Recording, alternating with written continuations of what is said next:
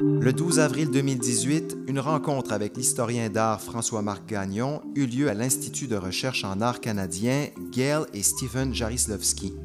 Cette rencontre fut l'occasion de faire le point au sujet de l'évolution du projet du catalogue raisonné du peintre Paul-Émile Bordua. Elle fut aussi l'occasion d'assister à l'une des dernières leçons magistrales de pédagogie du professeur Gagnon, où il nous parle de Bordua, mais aussi de questions méthodologiques liées à la recherche et au marché de l'art. Une première question de Gilles Lapointe nous permet de mieux comprendre la genèse du projet du catalogue raisonné de Bordua. On avait pensé commencer par un rappel historique pour voir un peu comment est née cette idée de catalogue raisonné. On se souvient que François-Marc Gagnon a publié en 1978 sa biographie intellectuelle sur Bordua. En 88, donc, la très très belle exposition au Musée des Beaux-Arts accompagnée d'un catalogue très volumineux. Et en 98, sa chronique du mouvement automatiste. Et vous voyez, 50 ans plus tard, 2018, on parle de rafraîchir le catalogue. Alors, je voulais te demander, I wanted to ask you, François-Marc, where did this idea start of catalogue raisonné? En gros, le problème était le suivant. Quand on a pensé à ça, on parlait de refus global tout le temps, du manifeste. On présentait Bordua comme un intellectuel qui aurait changé la mentalité ici, puis qui nous faisait passer à la modernité. Hein. C'était le gros sujet. Et au fond, la peinture de Bordua, les gens s'en occupaient pas beaucoup. Il y a même Payan avait écrit que c'était pas bien intéressant, que c'était très dérivatif des Américains, etc., mais que son importance comme penseur, etc. Alors moi, j'ai voulu réagir contre ça parce que je suis convaincu que la peinture de Bordua a une qualité intrinsèque. C'est que la meilleure façon, c'était de faire un catalogue raisonné où on aurait tous les tableaux, tu sais, où on pourrait voir comment est-ce qu'il a évolué. Surtout que Bordua est un peintre qui ne s'est jamais installé dans un style, tu sais, qui a changé continuellement au fur de sa carrière. Il y a une période automatiste, il y a une période américaine, il y a une période parisienne. Alors ça, c'est intéressant de pouvoir le voir par le catalogue raisonné. On the other hand, when you think of what it is, a catalogue raisonné, that exists already, like for instance, I did my PhD on Dubuffet, who is a French painter. His catalogue raisonné exists. It's something like 40 volume, little pamphlet like this, all in black and white, all printed. And I says, well, suppose that we find suddenly a Dubuffet somewhere, what he will do? And this is the problem that they have also with the Riopel catalog. When they find a new painting somewhere, they have to buy or another book with the recent discovery. Un qui avait trouvé une façon un peu bizarre de contourner le problème, c'est Georges Braque. Le catalogue des années de Braque est fait sur cahier à anneaux où tu peux ouvrir, puis ajouter une page, puis refermer. Alors, les gens qui sont abonnés à ça reçoivent de temps en temps un nouveau tableau de Braque qui a été trouvé, je sais pas où. Et au Canada, quand on y pense, il n'y a pas beaucoup de catalogues des années. Le seul que je connais un peu, c'est David Mill, fait par son fils, je pense. Hein? Ou, en tout cas... David Silcox. Ah, ben, David Silcox, oui. Mais son fils n'est pas impliqué un peu. En tout cas, peut-être, oui. Mais c'est vrai que c'est David Silcox. Alors là, OK, probablement qu'on connaît l'œuvre de Thompson ou de Harris assez pour presque faire un catalogue raisonné. Il suffirait de le mettre en forme, peut-être. Mais il n'y a pas beaucoup de faits sur le Canada. Il y a Riopel, puis là, il va y avoir Bordua qui va être le meilleur. J'ai des questions à te poser concernant l'origine aussi du projet, parce que d'une certaine manière, on peut penser que ça remonte au tout début. Tout ce que tu as fait comme recherche dès le début sur Bordua, finalement, va alimenter. J'aimerais ça que tu nous parles un peu de ton doctorat, c'est-à-dire tu avais comme directeur Bernard Tessèdre. Oui. Et qu'est-ce qu'il t'a apporté pour ce qui est de la méthode de travail? Tessèdre, il était ami avec Molinari. Il vivait chez lui, je pense. Et il voulait, tout d'un coup, il était intéressé, en tout cas, par l'histoire de l'art ici. Et il voulait faire un petit livre sur les automatistes, sur Bordua. Puis, alors, je le rencontre comme ça. J'avais des contacts avec Mme Bordua à l'époque, parce que toute la documentation de Bordua était chez elle, n'était pas au Musée d'art contemporain comme maintenant. Alors, je demande à Mme Borduas, j'ai dit, je vais vous présenter mon directeur de thèse, M. Tessède, un Français. Oh, très bien, très bien. Alors, on se rend là, et là, je vois comment est-ce que Tessède travaille. J'en revenais pas, j'avais aucune idée. Il prend toute la documentation de Borduas qui était là, il étale ça, il prend des notes sur chaque article de journaliste ou de n'importe quoi. Alors là, je me rends compte, c'est ça, il y a une façon de traiter le document qui n'est pas un historien. Tu sais. Un journaliste qui écrit sur une expo, il crée un document. Par exemple, grâce à ça, on va savoir quand est-ce que l'expo a eu lieu. On va savoir qui était à l'expo. Madame une telle s'est présentée vers la fin, etc. Tu sais, c'est le genre d'affaire qu'un journaliste peut écrire. Alors là, tu commences à avoir une documentation, justement, sur laquelle on peut construire. Puis là, tu regardes mes livres, ça reflète ça un peu. Et tu as travaillé un peu de cette façon-là, c'est-à-dire Dubuffet disait que tu étais son grand comptable. Ah, oui, mais c'est parce que le catalogue des années de Dubuffet permettait de faire des observations du genre combien de personnages sont présentés de profil dans telle année et de face dans la même année, puis là, de faire des statistiques.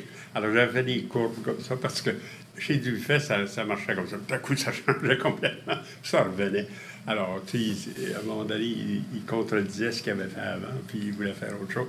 Mais sur n'importe quoi, n'importe quelle observation, ça pouvait être profil et face, ça pouvait être seul ou accompagné, ou on pourrait, comme ça, chiffrer à peu près tout. Alors, c'était ma thèse de doctorat, alors ça faisait sérieux. Tu sais. Ça a été publié, d'ailleurs, le petit Dubuffet, on en enlevait un peu, mais en tout cas. Alors, c'est ça, il m'appelait son grand comptable à cause de ça. D'ailleurs, c'était la seule thèse de doctorat, je pense, qui a été faite sur Dubuffet à l'époque, en tout cas, certainement.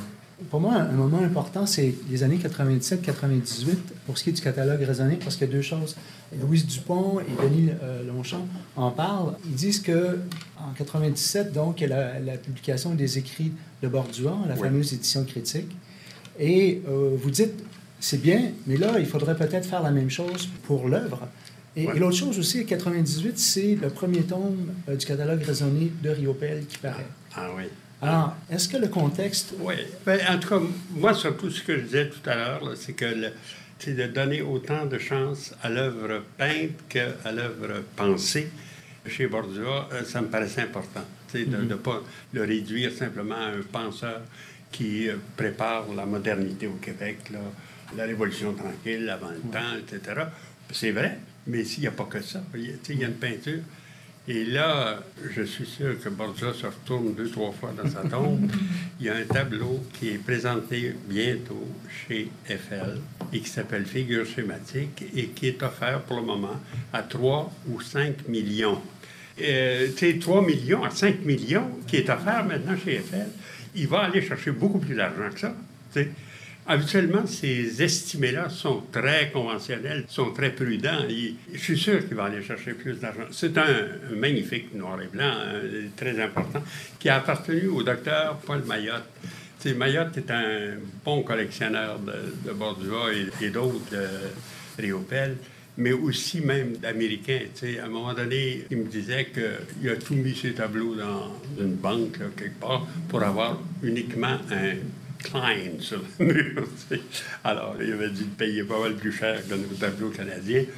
Mayotte, c'est un collectionneur sérieux et important, et c'est lui qui avait ce tableau-là pendant un bout de temps. Là, il est dans des mains privées. Je ne sais pas qui est le collectionneur, mais il est mis en vente chez Eiffel. Alors, c'est pour ça qu'on a une image qui remonte à la surface. T'sais.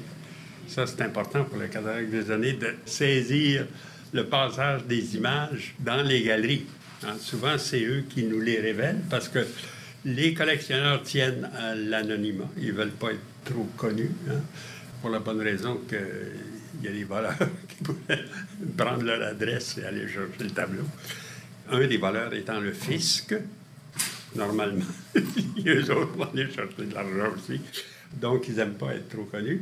Par contre, les tableaux ressortent de temps en temps. Puis plus ils vont prendre la valeur, évidemment, plus ils vont se mettre à circuler, tu comprends? Le fils du possesseur d'un tableau comme ça, qui se rend compte, mon père a payé ça 350$, ça vaut 3 millions. Alors là, il ne résiste pas, il veut le vendre tout de suite à qui voudra. Hein? Des fois, on avait des photos de ces tableaux sur lesquels on ne savait pas de quoi c'était. Un des plus célèbres, c'est Abstraction verte, qui était le premier tableau automatiste que Bordeaux n'a jamais fait. On avait la photo, mais on ne savait pas que c'était Abstraction verte. Quand on a trouvé le vrai tableau, la personne qui l'avait en France savait que c'était Abstraction. Alors là, la photo a été identifiée après le tableau. Ça peut arriver. D'autres tableaux que j'aimerais vous montrer, c'est Composition 44. Ça, c'est un tableau très célèbre qu'on a vu un peu partout. Et tout d'un coup, je reçois cette photo-là. Hein? Je ne sais pas si vous la voyez assez là, pour voir que ça se ressemble beaucoup, mais que ce n'est pas le même tableau. Et ça, habituellement, des ressemblances aussi précises que ça, c'est pas bon signe. Hein? On se dit, c'est quelqu'un qui a essayé d'imiter Bordeaux, etc. Mais dans ce cas-là, on a fait la recherche, tu comprends? Là aussi, ça, c'est une affaire que le catalogue raisonné peut faire. On a fait la recherche sur ce nouveau tableau. Et apparemment, il était en vente en 2003 chez Dominion Gallery. Et Dominion Gallery, en 2003, ça m'aurait surpris, tu sais, qu'il aurait pris un tableau onshore, he doesn't know where it come from, and all that. Et le collectionneur qui l'a maintenant l'a vendu plus tard. Je pense qu'il est passé à son fils. En tout cas, il y a une espèce de transmission parfaite. Tu sais. Il vient de dominer une galerie. Il a été acheté par le collectionneur qu'on connaît. Puis celui-là le donnait à son fils qui le met en vente maintenant. Alors, est-ce que Bordeaux, une fois, aurait fait deux tableaux très semblables? Tu sais, c'est une bonne question. On ne sait pas. Alors, ça, c'est le genre de problème qu'un catalogue raisonné devrait pouvoir éventuellement vraiment solutionner. La preuve que ce tableau-là est vraiment de Bordeaux. On a une photo de Bordeaux avec le tableau derrière lui, puis dans son atelier à Paris. On va au verso du tableau, disons que c'est le faux, ça se présente comme ça. Et là, il y a toutes sortes de petites étiquettes un peu partout qui donnent, au fond, l'histoire du tableau. Hein? Alors là, j'avais fait des close-up, des étiquettes. Alors ici, c'est une adresse à Paris, ce qui a du sens. C'est un tableau de 1959, il est fait à Paris. OK. Ensuite, il y a l'adresse de la Dominion Gallery. Et là, il y a une étiquette où c'est écrit en anglais « Abstraction with Green ». OK. Alors ça, c'est pas Bordeaux qui a écrit ça, mais ça peut être la Dominion Gallery en anglais. Hein? Et finalement, on a dans les archives de la Dominion Gallery la mention du tableau Green avec la date. Alors là, on hésite. Hein? On ne sait pas. C'est possible. Qu'est-ce qui pourrait motiver un artiste à faire un tableau semblable? Peut-être un collectionneur qui dit « Oh, I love this thing, I want... Can you do me something similar or something? » Et Bordeaux n'est pas complètement immune des choses. Comme par exemple, quand on dit « En 42, c'est fini, Bordeaux, il ne fait plus de tableaux figuratifs. » C'est pas vrai. Il a fait des portraits de ses amis après 42. Il y en a un couple là, en 43, etc. Alors, tu sais, et puis il y a le fameux tableau ennuyeux comme la pluie, là, qui est un bonhomme qui est devant une croix du chemin et qui enlève son chapeau. Là. C'est un tableau religieux. Alors, tu sais, c'est des exemples où on voit Bordeaux plus souple, là, tu sais, qui n'est pas rigide comme ça. Un autre. Les pylônes de la porte. Celui-là, alors, il y a des cas where the painting didn't circulate at all. See, were very in the hand of some collector that never lent it or very little. See. And for the catalogue raisonné, they have a special difficulty. See, where they are. For instance, we could have the name of this painting in a list done by Bordeaux, but we never saw it. In this case, it's a little bit curious. The two people, Franz Laforêt and Rachel Lazur, visited Bordeaux in 1948, I think, or a little bit later, 49. And they saw this painting, and they said, this is the painting we like the most. How much it is? $350. Bordeaux said, oh, he says, we cannot pay you right away all this money. We are students. And alors, they pay $35. And they says, we will slowly get to the song. Finally, they got a painting, and it was belonging to them. They exhibited only once, they lent it only once to the famous Exposition des Rebelles. Say when the automatistes were thrown out from the spring show at the Musée of Fine Arts here in Montreal, they organized with Claude Gauvreau, so making noise and everything about it, a little exhibition of the people who have been refused by the jury, where people like Jacques Toutenancourt, Cosgrove, and Nyman was on the jury. So this painting was lent then to this show, and that was it. We never saw it after. It was finally sold to the most obvious place to see it, at the Museum of Fine Arts of Quebec, of le Musée National du Québec. They pay, I think, $250,000 for a painting. They are poor in Bordeaux and Quebec. This is one of the problems. They have a good collection of Lemieux, of Fernand-le-Duc, and of Pellan, but Bordeaux, they don't have much. And so they wanted to have an important painting, which is a good choice. They pay a lot, of course. $350, ça coûtait au début. Achetez vos peintures de bonheur. Attendez pas trop. Mais en tout cas, alors this is another case in which the painting become rare, difficult to find, and finally will show up. Le dernier problème, c'est de déterminer un faux. Hein? Alors, ben là, j'ai juste une photo comme ça. Tu sais. Alors, il est signé, daté, hein, Bordua 55. Le gars a même mis P.E. Bordua au verso. Il a collé aussi une petite étiquette de Lennars, qui était le douanier avec lequel Bordua faisait affaire. Alors, tu sais, il y a juste un petit problème. La toile est très fraîche. La toile n'est pas ancienne, beaucoup. Hein? Elle est très... Puis la signature, moi, je ne suis pas du tout pas très d'accord. Le pire, c'est que ce bonhomme-là essaye de nous avoir depuis 2-3 fois. Des tableaux dans ce style-là, j'en connais 3, hein, qui viennent tout d'un coup, toujours la même chose. Ça vient de France, ça a été acheté là-bas en 1955, vous savez, Bordua était déjà à Paris. Tu sais, toujours la même histoire, dans le même style aussi, avec le noir, rouge et blanc. Puis, tu sais, c'est un gars qui nous prend pour des imbéciles, évidemment, qui essayent de nous leur filer ses faux.